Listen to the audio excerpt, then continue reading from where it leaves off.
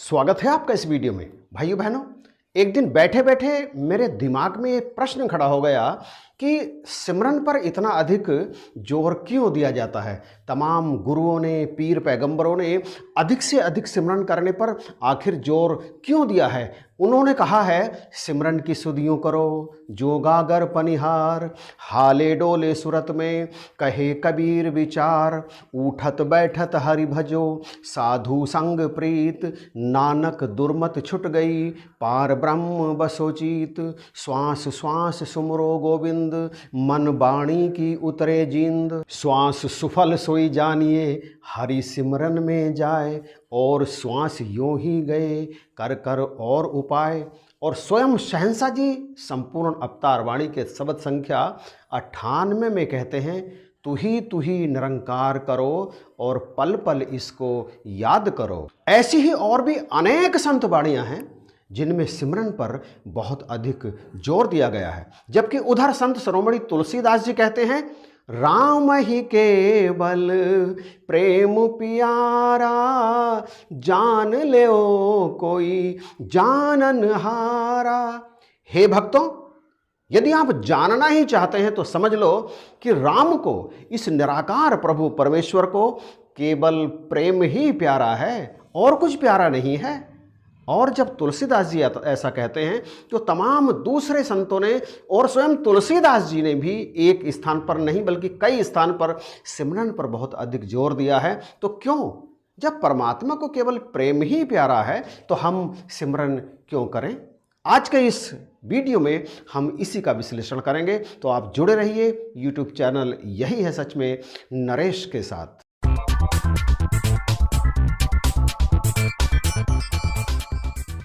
निसंदेह इसमें शक की रंच मात्र भी गुंजाइश नहीं है कि राम ही केवल प्रेम प्यारा, जान लेओ कोई जानन हारा। प्रभु सदा ही भक्त के प्रेम के वशीभूत होते हैं। जो भक्त प्रभु को प्रेम करते हैं, प्रभु की बनाई हुई समस्त प्रकृति से प्रेम करते हैं, परमात्मा उनके लिए कुछ भी करने को तैयार होते हैं और तमाम तरह की प्रलोभनों से इनका तो कोई वास्ता ही नहीं है। इसीलिए तो दुर्योधन के मेवा त्यागे, शाक विदुर घर खाई, सब सो ऊंची प्रेम सगाई। और जिन प्रेम कियो तिन ही प्रभु पायो। जिन्हें प्रेम होता है ना परमात्मा से, ये उन्हीं को दर्शन देते हैं। जिनके अंदर प्रेम की अगन अत्यंत तीव्र हो जाती है, वो उस शख्सियत की तलाश में निकल पड़ते हैं जो प्रभु से भक्त का परिचय कराते हैं। अर्थात सद्गुरु भक्त जब इनके चरणों में पहुंचता है तो ये उस भक्त को अपनी अहेतु की दया से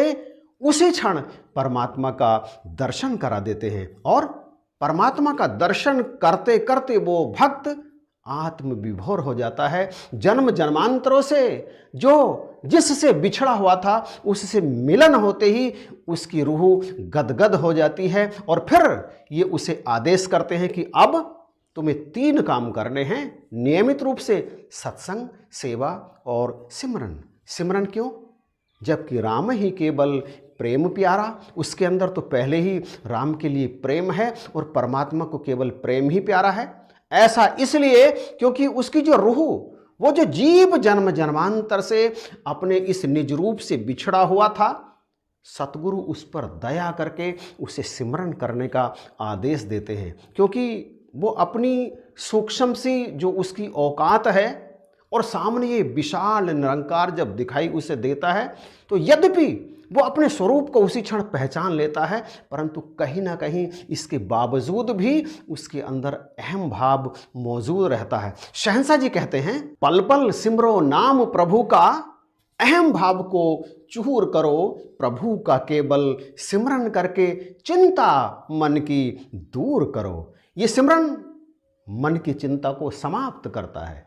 ये सिमरन सूक्ष्म से सूक्ष्म और विशाल से विशाल अहंकार को चूर करता है, नष्ट करता है। पल पल जब ये विशाल निरंकार सामने होता है तो सिमरन से हमारा कनेक्शन, हमारा संबंध, हमारा नाता, हमारी लिव इससे निरंतर जुड़ी रहती है और फिर कोई अहंकार, कोई अहम भाव भक्त के मन के अंदर नहीं आता।